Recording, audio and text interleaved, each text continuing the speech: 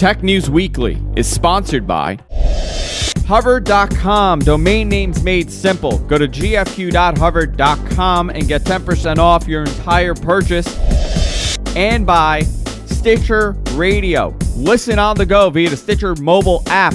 For more information, go to stitcher.com/GFQ. Starting Tech News Weekly in 3, 2, 1.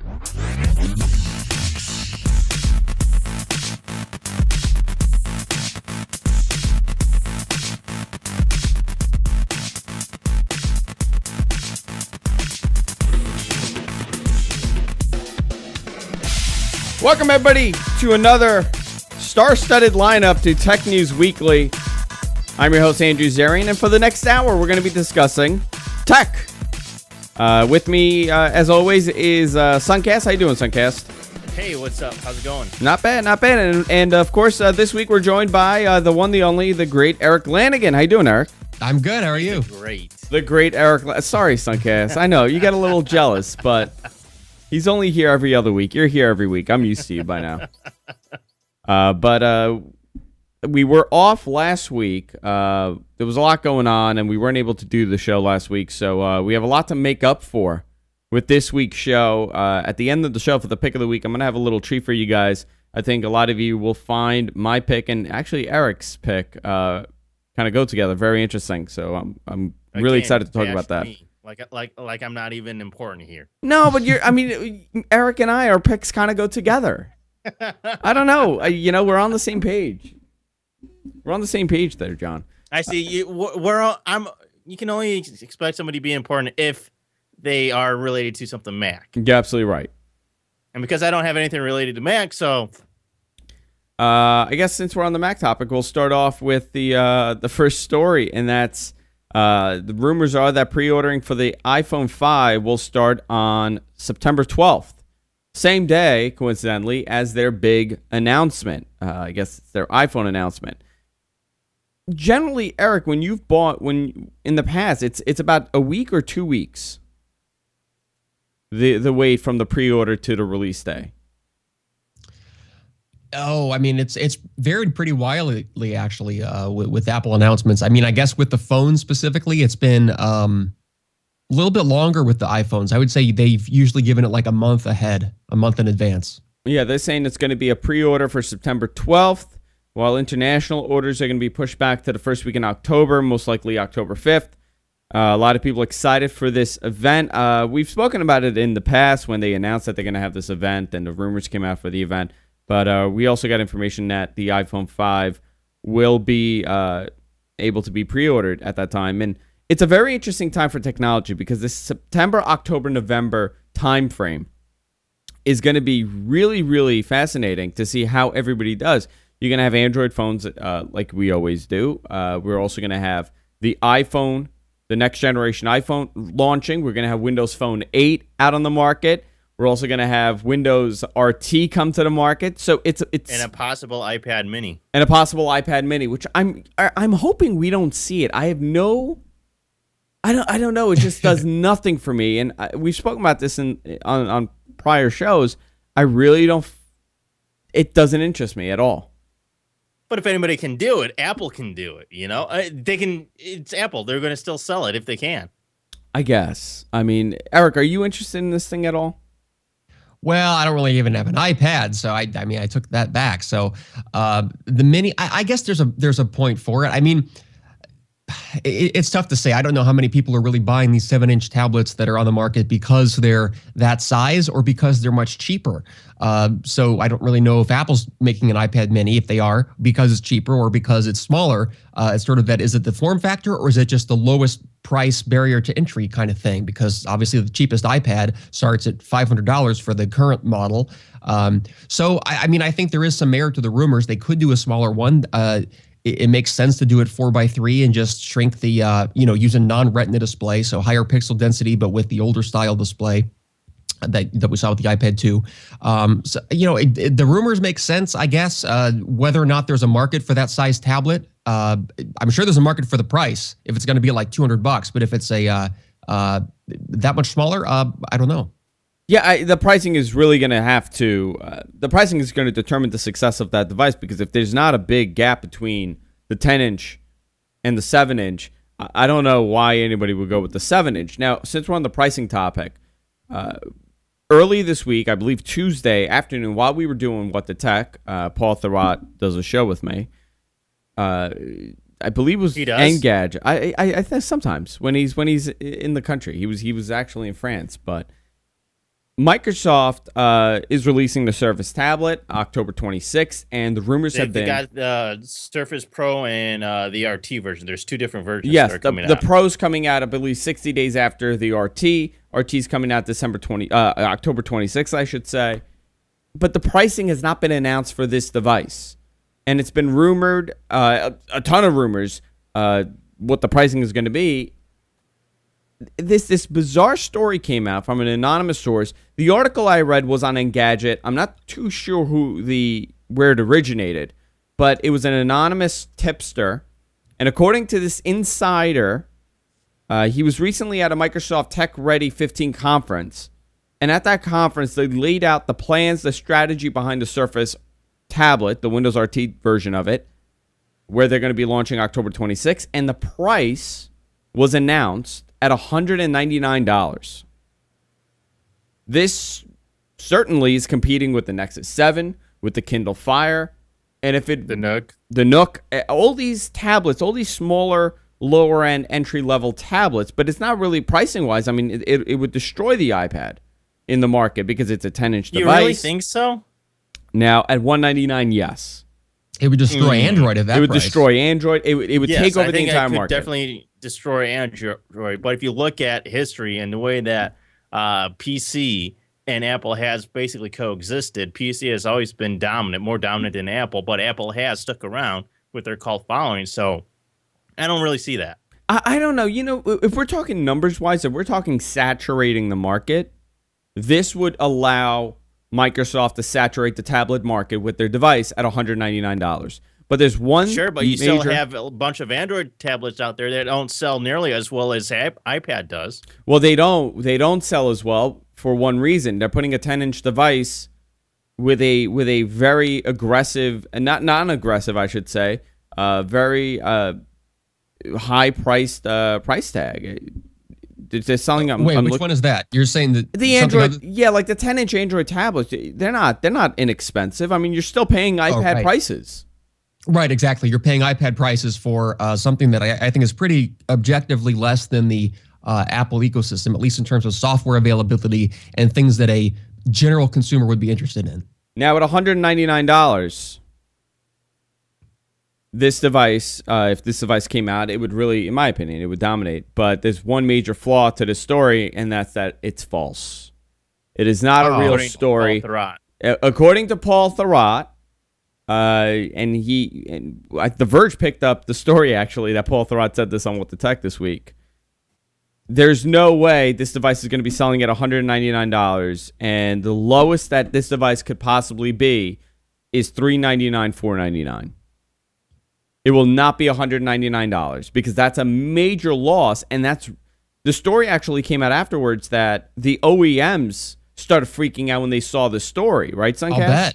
Yeah, I believe Acer's CEO, I think it was Acer, came out and said, you do not want to sell this for $199 because that will hurt the PC business, especially us, because that'll be undercutting us, so we can't survive an environment where you're pricing things that low. That's way too low. Impossible. You have to read that as a threat. You have to say, no, Microsoft, you do not want to sell this at $199. Trust us. We will come after you.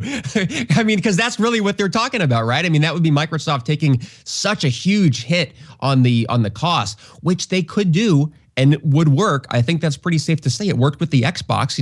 When the first Xbox and the Xbox 360, when they first came out for years afterwards, they were still selling them at a loss because they included the hardware of like a $1,200 PC in a $500 or so gaming device. Well, here's the thing, and the reason why people kind of believe this story, it's because if anybody's able to subsidize these devices, Microsoft would be able to do it. They've taken a loss with the gaming consoles, right? Yep. Xbox was a loss. Xbox 360 was a loss. But they had another source for revenue. They had Xbox Live. They had the games that they were getting money back on if it was a Microsoft Studio game. They were able to kind of subsidize the pricing in that sense. How are you going to subsidize the pricing for this tablet when you really don't have a fully developed app system?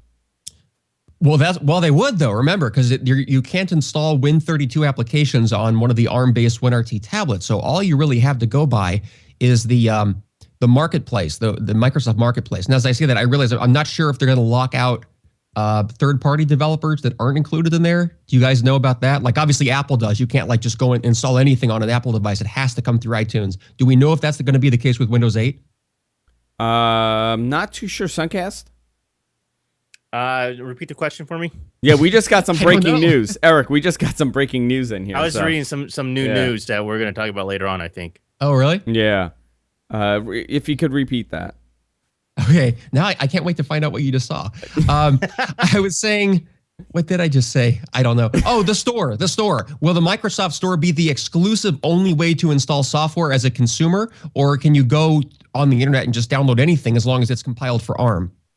Well, this is something that's kind of be really interesting. In fact, that one of the articles I was reading earlier this week, I was talking about the process of sideloading applications on Windows 8 in general, and I'm going to address this in general. They said that you have to enable third-party applications in order to be installed. By default, you can only install applications from the Windows 8 store. In order to install applications from third-party sources, you have to enable Windows in the group policy editor to allow third-party apps to be installed, from the sounds of it. Apple's done the same thing in Mount Lion. Which I think is a huge mistake from the way that things are now, especially the fact that because this is the first generation of Windows 8 and it's a completely different system with these Windows 8 style applications, that there's going to be so little of them that there's going to be so many more people that are interested in third-party applications to help their experience be improved, that it's not even going to be in the Windows 8 store. So a lot of this stuff is probably going to still exist for, at least up to a year. From third-party sources. Yeah, they have a couple. They have a couple of issues there. Well, I think though, if they really wanted to, if the story is false, the story is false. But I think if they really wanted to, they could do the Xbox model with the tablet and say, we're going to give you the Razer. We're going to charge you for the Razer blades, the old Gillette model. You've heard that 100 times. And because everything in that store, no matter whose store it is, Amazon, Apple's, Google's, they all take roughly a 30% cut of anything sold: movies, music, games, and of course, software applications. So if they said that you could if they really encouraged you or even locked you out of buying non-Microsoft Store applications on the tablet and say this is more like an iPad, this ARM-based version is like an iPad, it's not like a Windows PC, and then only let you in through that way, that would be a way to make back a lot of revenue if they really get a 30% cut on every application sold. One of the articles that I was reading, and you could tell when the bloggers really are not fully following the story behind the story. And they said, well, it is possible to do a $199 subsidized model going with the carriers, going with a Verizon or an AT&T. We still have to find out who they're teaming up with. This device does not have 3G or 4G access. It's a Wi-Fi only device. So that story's out the window. I mean, they're not going to be able to subsidize it that way. In my opinion, yeah, I think, Eric, you're right. They would be able to subsidize the pricing based on consumption. And if it becomes a consumption device, if you're going to use it as an iPad and you're going to download the apps and you're going to play the games and you're going to watch movies on there and you're going to listen to music, I could see them subsidizing it. But the biggest problem, and it's a huge problem for them, is that they don't have an app store and they don't have a purchase model that has been proven to work. I love that so many tech blogs go to press without actually researching whether their device actually has a 3G radio inside. I just saw a story like that the other day where it's like this big, huge announcement and the headline, update, never mind. Well, yeah, that's exactly what happens because people want to get the story out first and they just totally miss all the facts. Breaking story, though, I do want to go on to this. It's been reported literally minutes ago that OnLive is rumored to have shut down. Or in the process of shutting down. And they're in the process of shutting down. It is just a rumor. It's unconfirmed at this point. What's happening is that there's several blogs that say that OnLive is actually filing for bankruptcy, which will actually say that in that process you have to lay off all of your employees in order to file for bankruptcy. So it could be that they're done.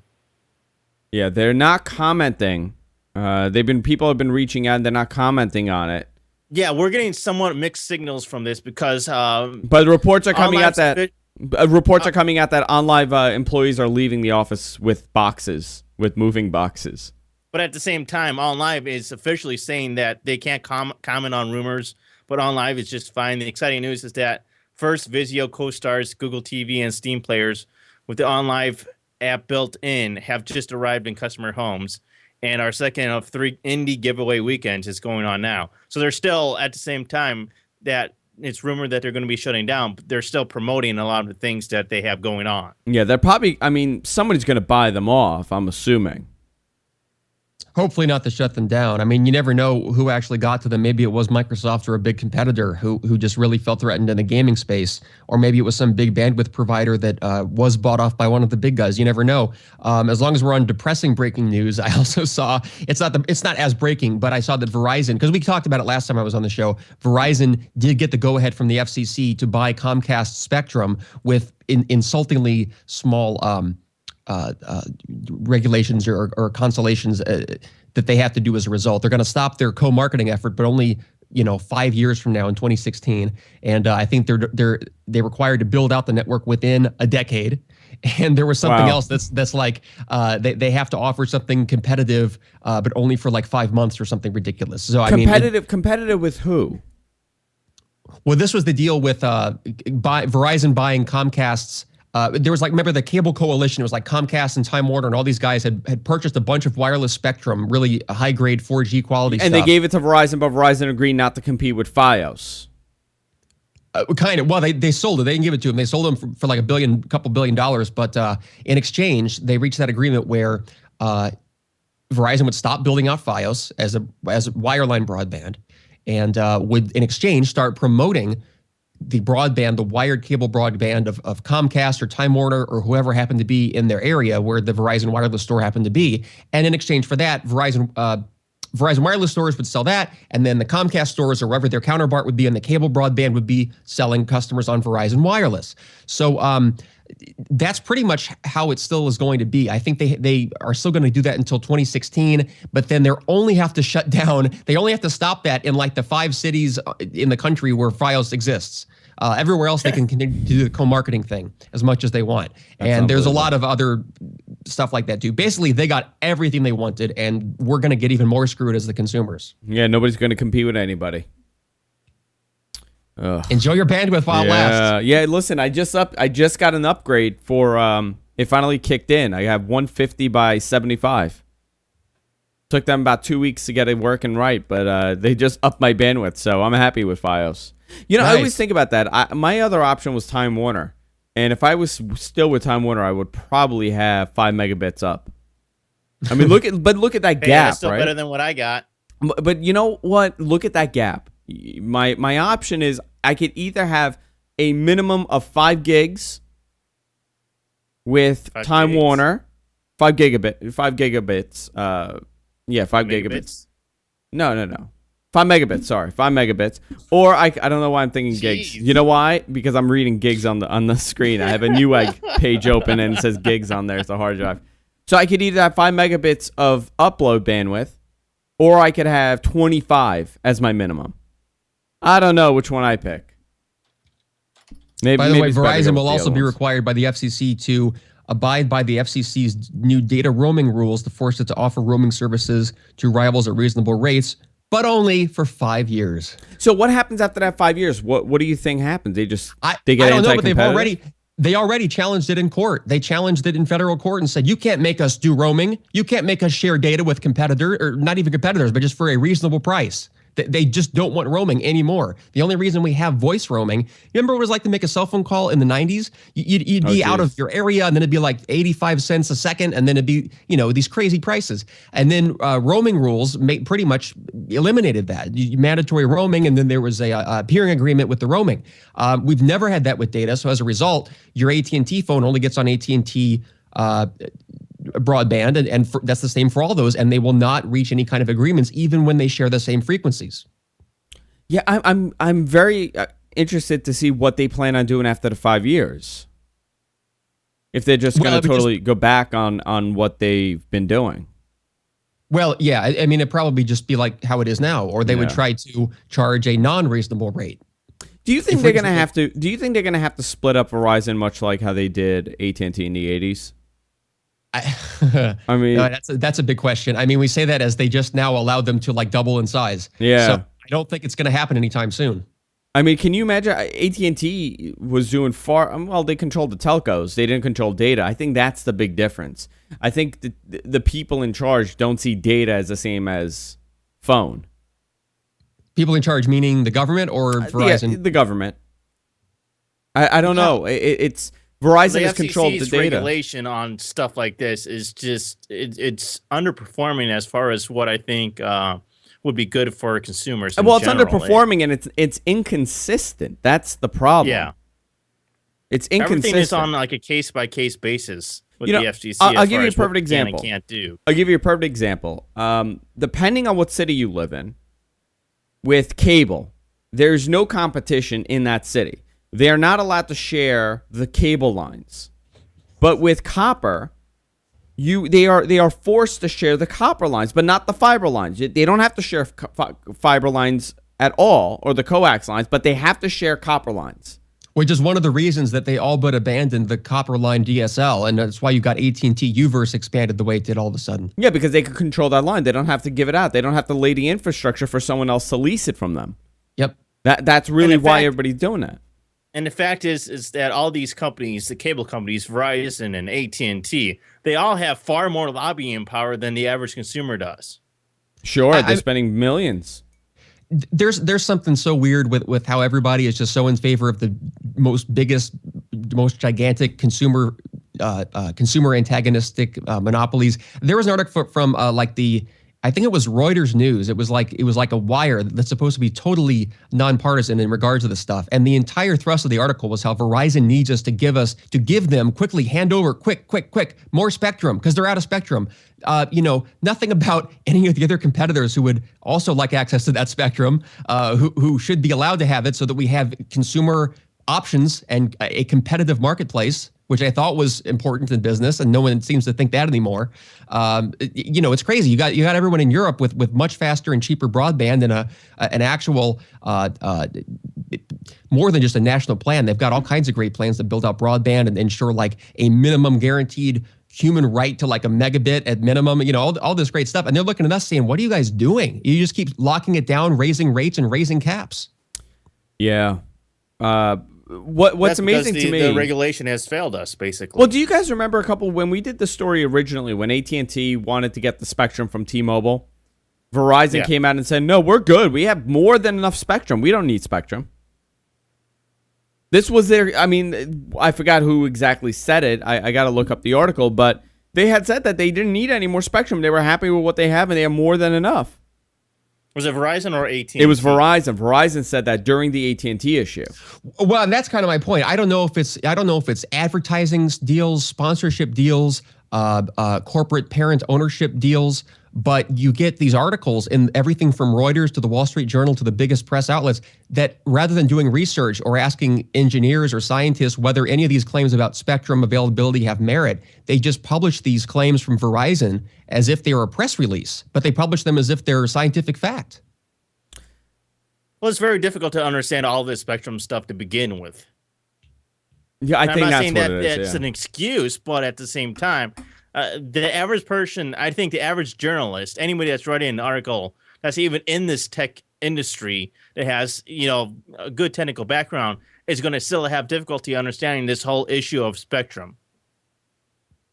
Yeah, I'm really fascinated by the story here, and there's so many layers to this, and so many handshakes have been done where I don't think we'll know the full story about what the agreement was fully, because there's multiple stories now, and I'm on a website right now that's saying that there was more to the deal than they're letting on. Well, I'm sure there is. Yeah. I mean, it is, Verizon. Yeah. I do want to touch on this for a couple seconds. Well, more than a couple seconds because this is probably going to become a big conversation. We've discussed in the past that BlackBerry, what can BlackBerry do to kind of survive? Because the nail in the coffin is almost here, and they've kind of become like Palm, and they're making the same mistakes that Palm did with slow innovation rate. They're not really developing the new phones fast enough. They're not developing a new operating system.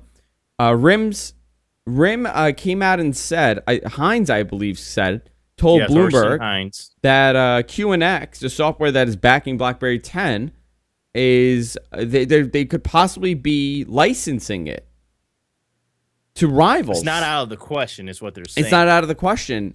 And I think that's a great idea. Could this save RIM?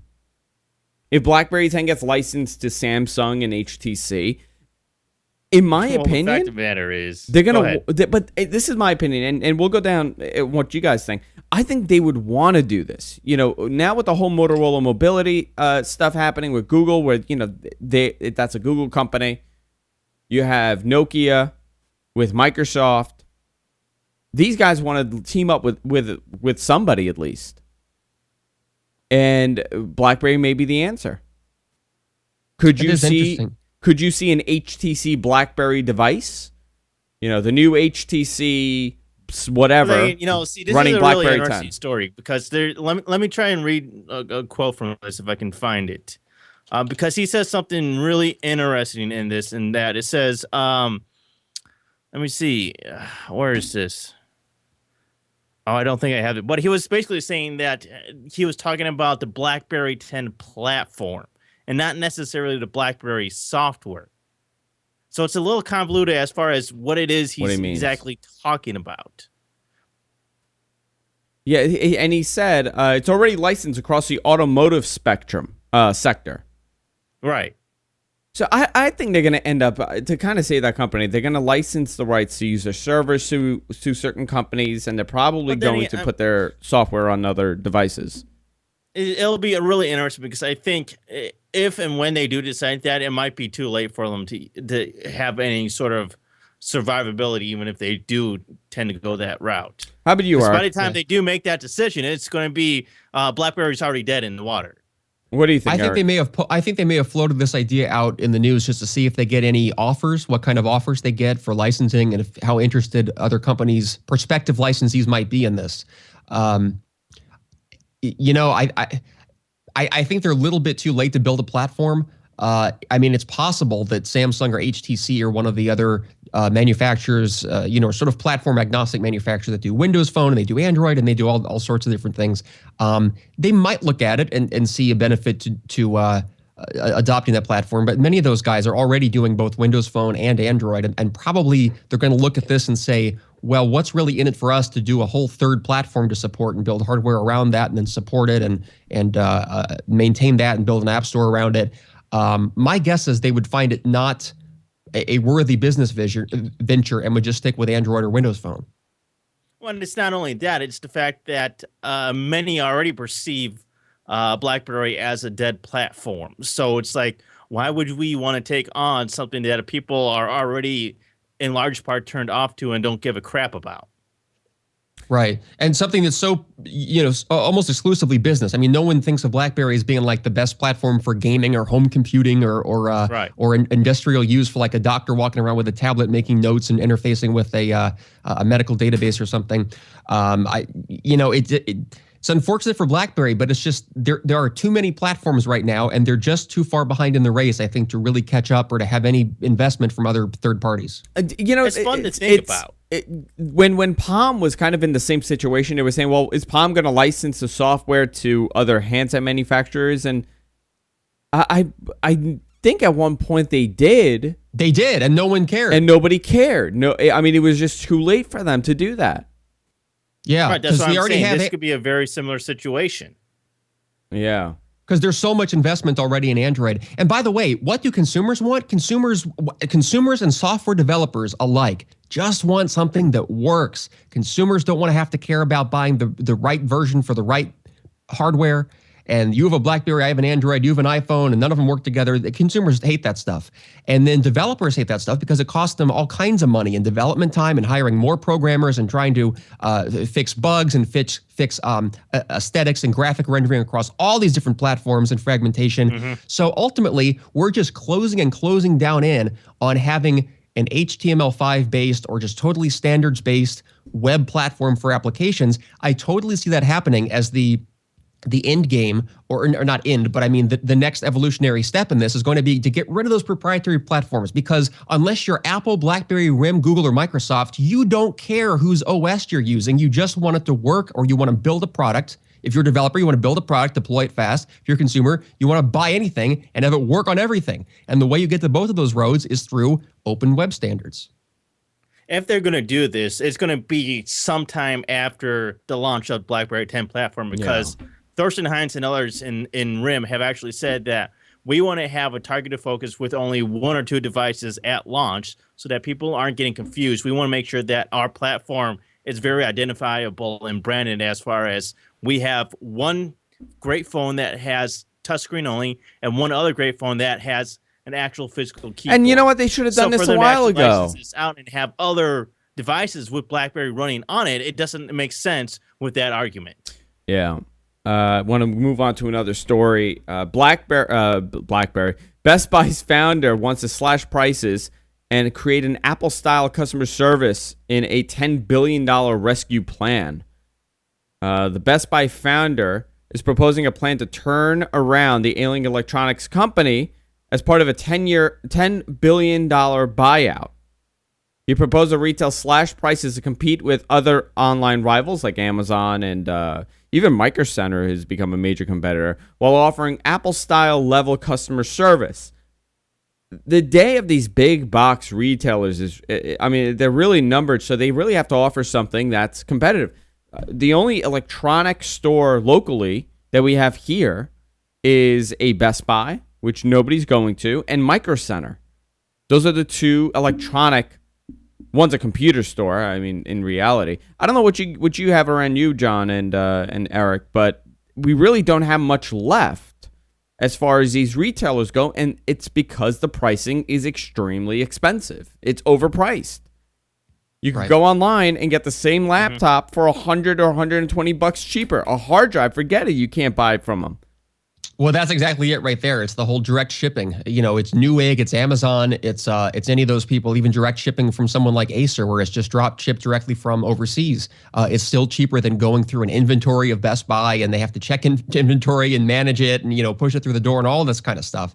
And then for the consumers, Best Buy, those big box stores, they scaled back to the customer service to the point where you walk into a store. Last time I was at Best Buy, it's been a couple of years now, but you're lucky to find wait, no, I was just there recently. What am I saying? But you can't find anybody. You can't find a person. And if you do, they've worked there for like a day and have no idea what they're talking about. I worked in retail for a while, and about 8 years I was in retail. And I saw the shift of customer service, and it was night and day. I worked for the Gap, actually, for many years. And I saw, even when I was in management, I saw the shift happen where it was to the point that, I mean, there was parodies about how they would kind of hunt you down and ask you if you need anything every couple seconds. There was somebody there to ask you if you need anything. Best Buy followed that model. The Gap followed that model. Everybody followed that model because you were able to hire people in each department and to help people. But I saw that change right after 9/11, and I knew they will never go back to that. And all these retailers have suffered the same thing. There's one person or two people to cover an entire floor. Right. And there's no customer service. Apple, on the other hand, which they did take the Gap model with that, has been a home run. They're batting 1,000 when it comes to customer service. It's quite an owl idea that this guy is suggesting, isn't it? The fact that they actually want to focus on customer service. Gee. Well, I don't think they're going to be successful, though, because think about what they're saying. Apple can do this. Apple can have a genius bar and a well-trained staff because it's a small number of products. It's very focused, and any money spent helping the customers funnels directly back into Apple's ecosystem through the iTunes store and through future purchases with Apple. It's all kept in the same company. It stays in that Apple ecosystem regardless of what you're doing. Yeah, you can say that, but you can still say that Amazon has great customer service. Newegg has great customer service. Best Buy does not have great customer service, and that is one of the reasons why I gave up on Best Buy. I've had horrible dealings with their customer service, and I would never, ever, ever buy anything from Best Buy again because of that. Oh, I mean, Best Buy, CompUSA, Circuit City. My whole life growing up, I always saw people. I'd walk in there and you'd see these, even as a kid, you'd see these grown people in the red shirts, just lying and BSing and just making stuff up. And they didn't know, and that's one thing that I was about to say. One thing that Apple has been able to do, and say what you want, but their retail structure is close to perfect when it comes to retail. By the way, they did follow the Gap model, and they did hire people from the Gap because the Gap was very well known for their customer service. It's that San Francisco connection. But the reason why they were so good is because their employees are trained to know about the product line. Best Buy, they're hiring some 18-year-old kid, and he's really not interested in the products that he's selling. You ask them a question, they just come over and they look at the bullet points on the price tag, and they just read off the little card like you could yourself. But what I was going to say though. Oh, go ahead, Eric. Okay, the point I was going to make was that for every dollar Apple invests in their Apple Store customer service, they do make it back because it keeps the customer in the Apple ecosystem and keeps them buying Apple products and through the Apple stores where they make a commission on every piece of media and applications purchased. Right. What does Best Buy have? They're going to start support. They don't make their own hardware or their own stores. I mean, like not like an iTunes store. So what are they going to do? They're going to start heavily training people on Samsung's products and HP's products. It's and all these nearly things. impossible. How did they? Yeah, if this guy is saying that he wants to turn Best Buy into a expensively service-heavy boutique in this economy, I mean, the whole reason people have gone away from Best Buy is because without driving or paying a higher price to buy it in person in a store, you can save money by buying it online and you get equal customer service, if not better. Well, he is saying that they're going to slash the prices, and that's one factor that we're missing from this. They may have a chance to survive, and this is the only way they're going to have a chance to survive. For almost every Best Buy, there's a Micro Center here in New York that's a couple miles away. And the Micro Center prices, and by the way, awful customer service to the point that when you tell them, hey, I want to buy a Samsung TV, they look at you with this dumbfounded look on their faces, not knowing what the word Samsung means. I mean, it's that bad. And there's a couple of people that really know what they're doing, but there's a lot of people that don't. But here's what they could do. But you know why you go? But let me just make this point, and then I'll go to you, Sunkast. Yeah. The reason why people go there, and the reason why I go there is impulse buy. I don't want to wait for Amazon to ship something in a day or two. I want to go and buy it. And guess what? The pricing is aggressive, and they're almost at the same rate as what I would find it online, if not even cheaper in some situations. Micro Center. They're very inexpensive when it comes to hardware. And guess what? They sell OEM stuff. They sell hard drives that are OEM hard drives. You're not buying the box retail edition of it. So they're able to cut the prices here and there on these devices. Even laptops. I bought a computer from there about 2 years ago. I bought a Gateway, which is our Skype machine. I paid $299 for a quad-core Gateway. The same Gateway was online for $600. At Micro Center? At Micro Center, yeah. And the price, and I'm telling you, if I went to Best Buy for the same computer, it would have been hundreds of dollars more. Yeah. You can make that point. I mean, that is one of the reasons why a lot of people, I don't think, shop at Best Buy. It's a combination of their horribly high, very high prices and their horrible customer service. But I think they could, in theory, improve their customer service. I mean, Eric was talking about how you can't have customer service in a store like that, but I think it could be possible. If you look at what Verizon and cell phone stores do, is that they have a staff that they do train on the cell phones that they do have in the store. So if they kind of take a model kind of like that, where they make it out into departments, so you have a set people that know the cell phone stuff, people that know the laptop stuff, people that know the TVs, et cetera, et cetera, et cetera. Yeah, but here's the problem. That requires a lot of training. That also requires people to know about the product line, and it requires people to stay in their section. So that would require one person per section, and it's nearly impossible in this economy to hire that much staff. And all that for products that already have like a 0.5% profit margin. Like a 0.5% markup. Yeah. But that's the only big way you're problem going to with get good customer service and people that know what they're talking about. Yeah. Yeah. Listen, these days, unless the economy really shifts, that's the only way it's really going to happen.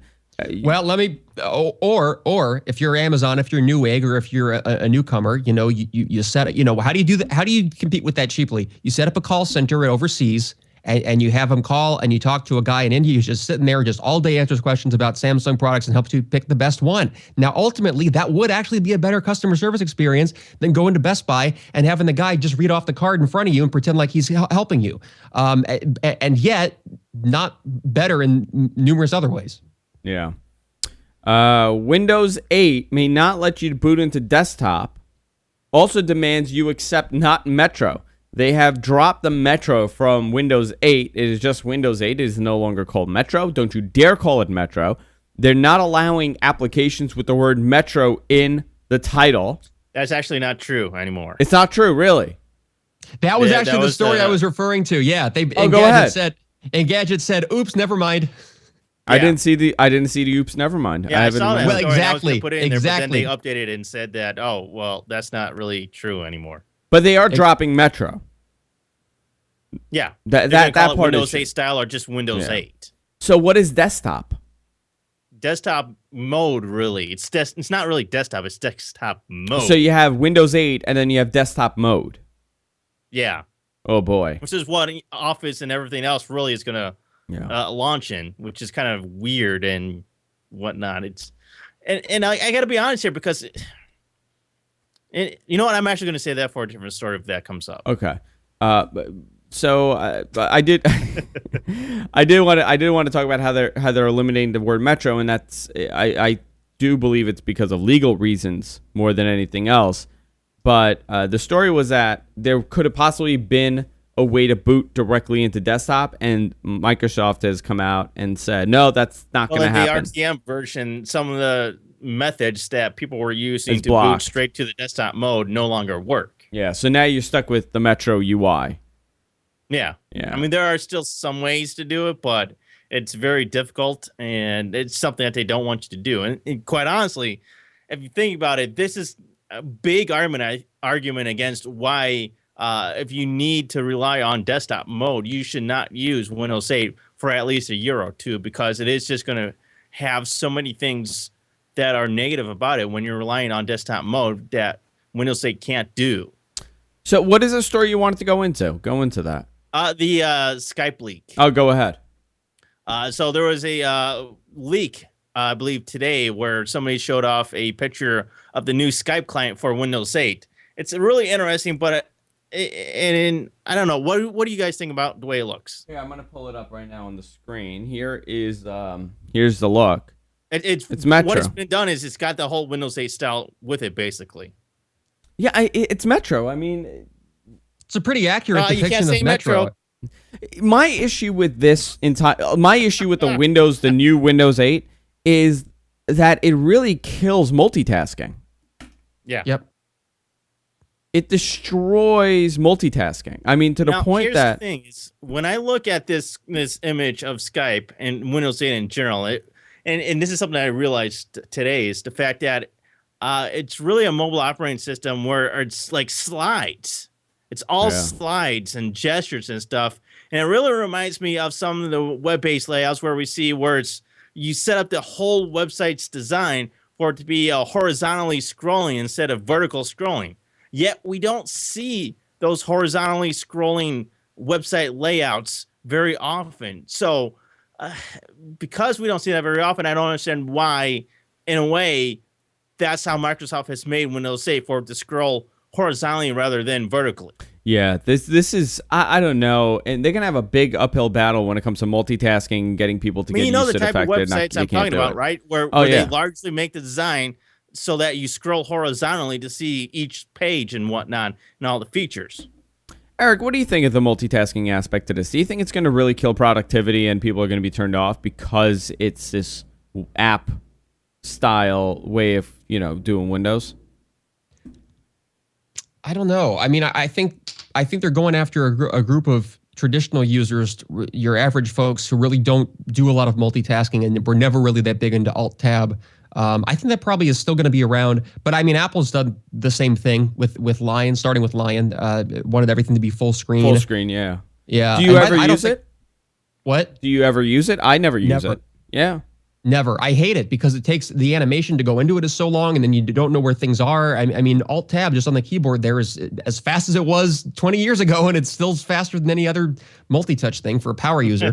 But my biggest complaint with this Metro style is just the inefficiency in space. I mean, look at this image where you've got you've got an entire 16:9 high definition screen used up for like one sentence worth of text and about 9 buttons. That's just ridiculous. That could fit in one little corner. Yeah. It's I don't know. I don't know anymore. I'm trying to like it. I really am. But one of the stories that is not on. Don't on tell this, any Windows 8 fanboys that. Yeah, they got really upset at you, huh, John? They got really Don't mad. get me started. They get really mad at you during What the Tech. No, my biggest concern is, and they're going to address it eventually, and I have faith that they're going to realize that, hey, listen, people are getting turned off because the multitasking aspect behind this is a little One of the stories What do you expect? It's a mobile operating system. It's a mobile operating system, yeah. But a story came out earlier. Operating system. A story came out that said, I believe it was Mary Jo Foley that did it for ZDNet. She said that Microsoft is looking to do once-a-year updates to their operating system, much like Apple has been doing over the last couple of years, where every year you get this major update that fixes all the bugs, and you get UI tweaks, and you get just basic system tweaks. They're going to have to do that because they have no idea what the masses are going to actually think of this operating system. There are going to be a lot of aspects to Windows 8 from the beginning that people are going to be really turned off to, and they're going to have to change it. Now, the fundamental system, I don't think they're ever going to change, and this is the future of Windows, but there are going to be things that they're going to tweak along the way. I don't know how I'm going to feel when I'm running this on all my computers. I don't even know if I'm going to upgrade my main machines to Windows 8. I guess time will tell. What's interesting, too, is that I was reading that with Windows 8 RTM, they actually removed the default Synaptic drivers for touch-based gestures on touchpads. So while it was in the preview and the beta builds, you could actually use gestures out of the box. But now that it's Windows 8 TRM, you actually have to go in and install the Synaptic drivers in order for you to use two-finger gestures on a touchpad, which I find a little weird. Yeah, well, I think why would you leave that out of the box? I don't know. Eric, why do you think they would leave it out of the box? Wait, leave what out? The drivers for gesturing. I don't know. Yeah, that's a bizarre thing. Because they're trying to make this a very gesture-based and touch-based operating system. Yet for Windows 8 RTM, they actually left out the drivers so that you could use correctly all of the gestures that you can use on typical touchpads. By the way, I don't, as much as I like getting new features as quickly and as fast as possible, I have to say I don't like the 1 year upgrade feature because so far, in some ways my Mountain Lion upgrade went smoothly, but in other ways it cost me a lot of time and a lot of money. I've got every disk utility, Tech Tool, anything like that. What am I have something sitting right here now. Disk Warrior, all that stuff. Any utility program, Parallels. I rebooted the Mountain Lion. They don't work anymore. Parallels literally said you have to buy the new version or it won't even launch in Mountain Lion. I've got other things. I know people who've had issues where things quit working in the background and other software broke, updates to everything. I mean, even though it's a web download, that's still a big burden to place on people to have to update all their software and back up everything and possibly lose or have to redo lots of things every year. And for what benefit? For the notification center? I mean, what really was added that was really worth that kind of headache? I don't think they should impose that on users once a year. Yeah, the argument goes both ways. It's fascinating how they're going to do it. Just a little update on the OnLive stuff. Sources are claiming that they're undergoing an acquisition from a company that has not been announced yet. So they're being bought. I would not be surprised if it's a major, major company. Speculations? Microsoft. Sunkast? Not a clue. I really don't have a clue. I mean, it could be anybody. I think it's AOL.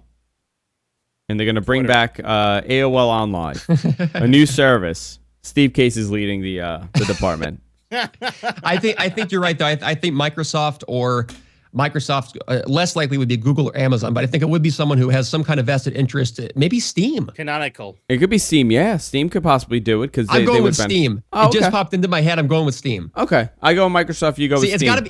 It's got to be someone who is invested heavily in both gaming and networking and broadband infrastructure. So I think maybe Steam, but Microsoft's a good guess too. You want to do picks of the week, guys? Sunkast, did you have another story? You want to go into picks? I kind of want to talk about this Twitter API issue, if you don't mind. Cool. Go ahead. Because this is somewhat of a big story, I guess, especially for Twitter developers that create clients for Twitter. We've known this for a while. Twitter was saying how we're going to make our API restrictions a lot more restrictive and limited as far as what you can and can't do. What they basically did is they officially announced what those restrictions were. And a lot of it is basically if you have an application or a client that uses the Twitter API, you can't use more than 100,000 users. If you need more than 100,000 users for your client, you actually have to get permission from Twitter in order to increase those tokens that you can use to make those API calls. So pretty much it's every major Twitter application, Twitter client. Yeah. What it ends up being is Twitter wants more control over the environment. And they actually came out and they said the fact that we don't like a lot of the third-party clients out there that use Twitter. They do the same thing as our mainstream Twitter experience. We want everybody to use our experience because we think our experience is the best. And if you have any kind of Twitter client out there that's anywhere similar to our mainstream experience, we're not a fan of you, and we don't want you to be using our API. Yeah, I actually was a big fan of the original TweetDeck prior to being purchased and revamping. Mm-hmm. I used that for a long time. In their blog post, they specifically call out third-party clients like Tweetbot and EchoPhone. Yeah, they're done if that's the case. They're going to have a very difficult time. Is a very large, very popular iPhone Twitter client. So I can't see a popular client like that just going by the wayside because Twitter doesn't like them. That's very bizarre to me, and it's almost like we don't care about you developers. We just want your users. Why should they be using your application? They should be using us. Users. Yeah. It's all about the users. Time for picks of the week, guys. This is the time. This is the part of the show where we pick a tech product, a website, anything that has to do with technology as our pick of the week. Eric, you know who should go first? Sunkast should go first this week. Okay. I can do that. As long as you can pull up my pick on the screen as well. And I will pull your pick on the screen. Third. Got it right there. All right, cool. Go ahead. All right, so my pick of the week is a website called Online Convert. It's online-convert.com, and it's one of those online converters, but it's like it has everything you could ever want to convert. If you need to convert anything, this is a great website. It's all free. You convert documents, ebooks, images, video, audio, archives, zips, everything basically. It's a very good website. You can upload files up to 100 megabytes for free. You don't even have to register, which is a great part. If you do register, you can actually get a little bit more. You can upload files up to 200 megabytes, or you can even pay for their premium service, which gives you a higher priority in conversions and whatnot. But what's really great, especially if you want to do video conversions, say you need to convert something for your Android or your BlackBerry or your iOS device, it's got presets for all that stuff. You can convert to Android, you can convert to BlackBerry, iPad, PS3, PSP, Wii, Xbox. It's all there. Even the normal, typical files like MKV or QuickTime or MPEG-4. All that stuff is there. You can also convert audio. It's really easy. All you do is you go and select what file you want to upload up to 100 megabytes for free, of course. And it'll give you options for what you want to do with it. You want to change the bit rate? All right, well, what bit rate do you want? Do you want to trim it? You can actually select what part of the file you want to select and convert. How fast does the conversion work? I'm just curious. I don't know. I haven't tested that out, but it's largely based on how large the file is, of course. So if you're uploading a video, I assume video is going to take longer than it would for just a plain audio or image. Sure. But so it does. It does everything. Ebook converter, document converter, just about everything. Yeah, that's really cool. Actually, once you submit it, it'll show you the progress bar, and then it'll even give you the option of emailing you when it's done and a link to that file. It'll leave it on the servers for about 24 hours. So after that time, it'll actually expire, or you can actually delete it on your own as soon as you download it. It's a really great service. It's called Online Convert. It's online-convert.com. Very cool. Eric, you are up next. What is your pick of the week? Okay, my pick is Lion Disc Maker. Also works with Mountain Lion. This is a tool to take the downloaded disk image, about a 4.5-inch gigabyte image that you download from the Mac App Store. They call it an installer that goes into your applications folder, but if you've run it, you know that as soon as you install it and launch the thing and reboot and you install Lion or Mountain Lion, poof, there goes the installer. So what do you want to do if you want to install on multiple computers and not have to download it each time? Or what if you want to circumvent the whole Mac App Store and just do a fresh copy, because it's totally DRM free, on an older computer and still have it work as a backup or a server in the corner or something? Lots of reasons. So Lion Disc Maker is at, I don't even know how to say the guy's name, blog.gete.net. But if you Google Lion Disc Maker, and Serial Server, spelled in a French kind of way, is the name of the site, and it's dark gray background. That's the end you got to it. I've used Lion Disc Maker, and it's very easy. Did you? Yeah. So I used it. I've used it on a couple of computers now with just flawless results. Fast installation. All it requires is an 8 gigabyte USB thumb drive. It decompresses the files onto there, and like I said, you can just keep putting it on any computer you want, and update the whole network if you want, and it'll still even integrate with a purchased copy licensed from Apple. They just don't check during the installation process. So one USB key really can't upgrade an entire office or a whole site of computers, so it's really convenient for us tech geeks. So again, Lion Disc Maker works with Mountain Lion, even though it doesn't say it does in the name. On the website it does. And totally free, and works very quickly and flawlessly in my experience, and others too. I saw it from Ars Technica, so that's how I know it was also, not a virus or anything, not malware in disguise. So that's my pick, Lion Disc Maker. Very, very cool pick. And it actually, because Eric and I telepathically, we communicate throughout the entire day. It goes hand in hand with my pick, and I'll explain why. I have been flirting with the idea of creating a Hackintosh for a couple of years now. I've always been fascinated by the entire concept behind running it on Windows, running it on a PC, I should say. And I finally took the time on Monday, and I created a Hackintosh. I built my first Hackintosh. I used all my existing hardware that I already had for my Windows machine. I'm running an i7 CPU. I have an Asus motherboard. I'm running the Blackmagic capture card. I'm running an NVIDIA 2600 video card. So some of the stuff is supported. Some really isn't. It is, but it's not. And the way I was able to do it was via this website. And they do a great job at explaining how to do pretty much everything you want to do with a Hackintosh, down to even buying the hardware where you buy from. They have a great forum. It's called TonyMacX86.com.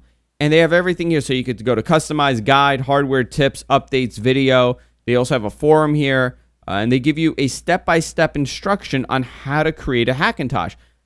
The Hackintosh took about an hour to put together, as far as installing, creating the disk, because you gotta create that install disk a little differently because it has to be bootable. Creating the disk, partitioning the drive, and installing and having everything working perfectly. It took about an hour.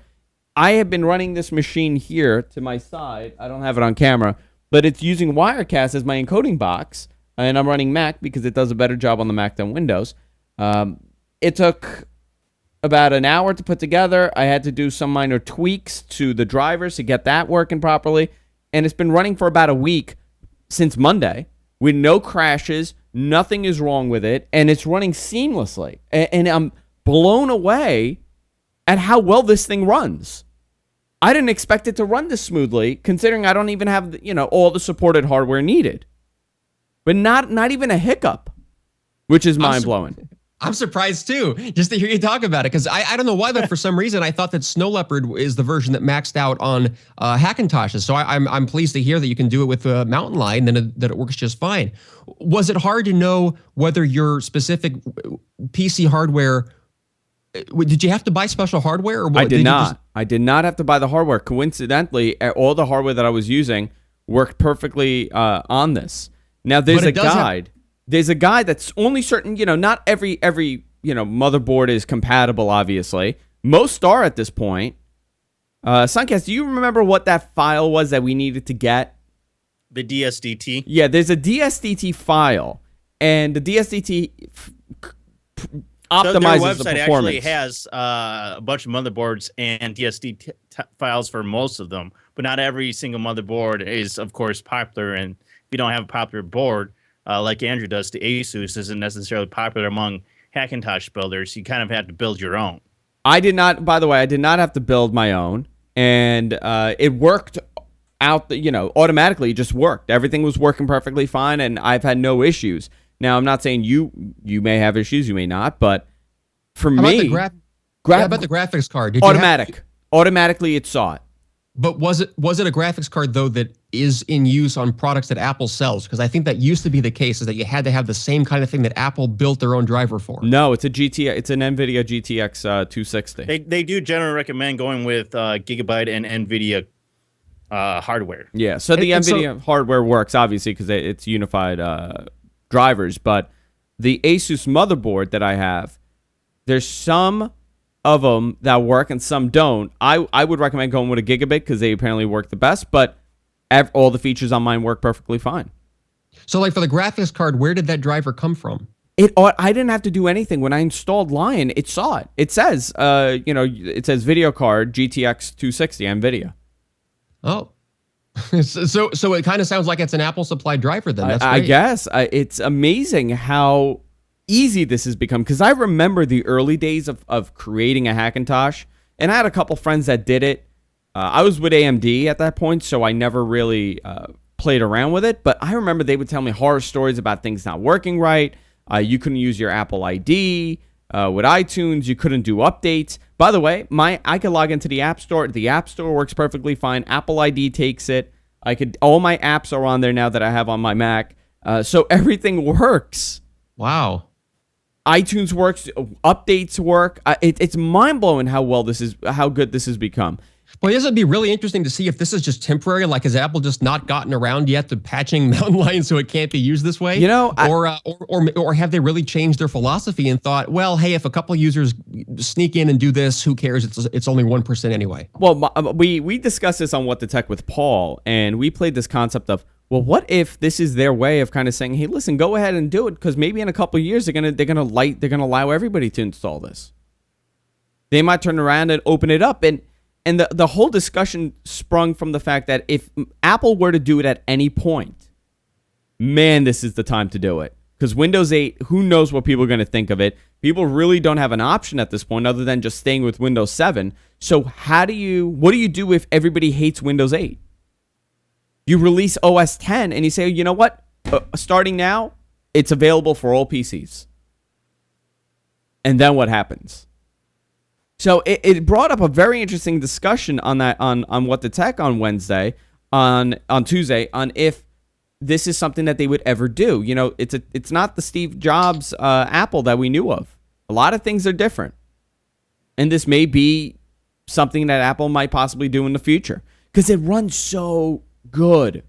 I mean, it's so smooth where I can't even explain. I'm sounding like a fanboy at this point, but it's not that the operating system, I love every aspect of it, but I'm just so surprised on how well it's working.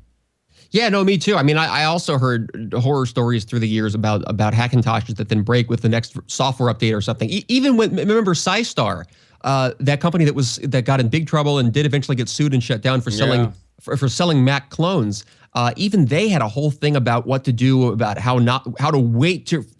Didn't they say on their webpage, like, don't install an Apple software update, wait for our version, then we'll give it to you? I remember there was something like that, and there was some weird thing where but you know what it was? I think at that time it was that you could only do it if you bought the $100 version of the full version of the operating system. It was some weird technicality like that, and they didn't have OEM rights. It was some weird thing, but now. You know what? It's such a small portion that's doing this right now, but I'm amazed that they've been able to kind of hack this together where it works and all the drivers work. There's something also on this website. It's called, I'll tell you right now. What was that update that they did? Sunkast. Unibeast. Which update? Not Unibeast. Unibeast? No, it wasn't Multibeast? Yeah. Where it's all like the drivers and everything in there. So you could click. I'm even using PS2 keyboards on this, and they've dropped support for PS2 PS2 hardware. There's UniBeast, which is what you normally use to help install the Mac OS X image to a USB stick to install it. And then there's multi-beast, multi-beast, which you normally use after you install the operating system to tweak it. Yeah, so what you do, you install this thing called multi-beast, and you're able to add all these driver supports in there. So you could say, oh, okay, I want to use onboard audio. I want to use this. I want to use this driver. And they kind of put together drivers that work well with OS X. That's great. Yeah. And for people who are starting from scratch and don't already have a Windows PC to install this on, does the site provide like a current updated guide about like what components work the best? Yeah, they do a great job at that, and they have a great support system. I've actually been researching this for the past week because I'm actually looking into building a Hackintosh myself, and they have updated guides for 2012 that recommend a whole bunch of equipment. They even have this set up where you have a budget line of hardware, and it gives you several options for what you can even do in that budget line as far as what motherboard, what video card you would want to do depending on what your needs are. They have a Pro line. If you want to do something that's similar to what a Mac Pro would be in 2012, they recommend that you can go with these sort of parts. Then they also give you a list of every single recommended hardware that they think works best. As far as I understand it, Tony Mac and his team actually test these hardware profiles to see which one is the most stable. That's fantastic. I'll build my own Mac Pro with USB 3.0 and Thunderbolt. Screw I Apple. I know. Isn't that insane? I mean, they even go down and run through some accessories you want to get. Even Wi-Fi works, and that's a big thing with Hackintosh is that in the past Wi-Fi cards haven't worked that well. They found one now that works pretty well. Man, I'm not waiting until 2013 for a Mac Pro update. I'm building this thing now. Yeah, I mean, you can, and for a fraction of the cost, it's insane how it works. You know, there's still going to be some hiccups. I know a lot of people right now. My sound card drivers are now working 100%, but I'm not even using that. I'm using the Blackmagic capture card as my sound card because it has a sound card built in. That works perfectly fine. So for me, I was able to get around that. But there's a little things here and there. But if I spent another hour on this, which I haven't, if I spent another hour, I could definitely work it the way I want it to work. And the thing is a beast. It's super, super fast. I even overclocked it. I got a little cocky and I overclocked it. And the temperature, I'm looking at the temperature right now. So we're streaming. We're using this as the encoding box. You're gonna have like there's now a light going off on on a map of the world in Apple HQ saying, "Oh, someone's running faster than any Mac Pros available for sale." You know, I thought that when I put in my Apple ID in the App Store, I was like, "Well, they just got the ping. The Apple police are gonna knock at my door and confiscate my computer." But I'm looking at it. My CPU is running at about 60 Celsius. But my CPU, I'm streaming to 5 CDNs and recording. It's at 80%. All the cores are maxed out. Using virtually no memory. You know what's amazing on this? The memory usage is so much lower than on my MacBook Pro. I find that funny. It does a better job at not... when I was playing around with like in Firefox, for whatever reason, I don't know if it's a component, and it might be that I have a little bit more RAM in this, but I don't have as much memory leak as I do on my MacBook. Leak meaning like memory that sticks around in use even after you've closed the application? Yeah, like Firefox is notorious for taking up a lot of memory. Interesting. Yeah, so that's my pick. If you guys are interested and you want to read up on this, by the way, AMD guys, you could still do it via AMD. It's possible. It's a little bit more of a workaround, but it could be done on an AMD. You save much on what? On the cost of the CPU. On an AMD machine? Yeah. Yeah, they could save a lot, but I personally wouldn't recommend it. I don't recommend you go with an AMD. It's a little bit more of a difficult thing. It's going to be a lot more hacking, technical. Yeah. Involved in setting it up. I mean, I think you even have to modify the BIOS to the motherboard. That's a whole thing. But if you're interested in this, go to TonyMacX86.com. Really nice layout to the site, really informative, and they have a great forum. So if you have a question, you could always go in the forum and ask your question there. And that is my pick of the week, guys. What do you think? Very nice. I know Eric seems excited about this. I'm jazzed. Yeah. I know now he's going to go around buying a bunch of i7s to create Hackintoshes. If you miss any portion of the show, of course, you can go to our website, guysfromqueens.com. Or you can watch us live at gfqlive.tv. We're broadcasting live every Friday at 5 p.m. East. You get the GFQ Network. Also, we're on iTunes. We're on Zune. We're pretty much everywhere you can imagine. So definitely subscribe to us. It helps out. For all things Erik Lanigan, follow him on Twitter at Erik Lanigan. Also, eriklanigan.com is his website. Sunkast is on Twitter as well as Sunkast. Also, his website is Amadeus, where he features AMADAIS.com, where he features up-and-coming musicians doing cover songs and originals. It's a pretty cool site, actually. I actually, you know what, Sunkast, I was on there not too long ago with Jess, and we were going through some of the songs. So we enjoyed stuff. it. Yeah, I finished a bottle of wine and Great just went through the website. So I had a lot of fun. Also, you can follow me on Twitter at Andrew Zarian on Twitter. Also, the GFQ Network is at GFQ Network, obviously, on Twitter. And my website is andrewzarian.com. Not much happening there, but I have a website. Until next time, guys, bye-bye for now.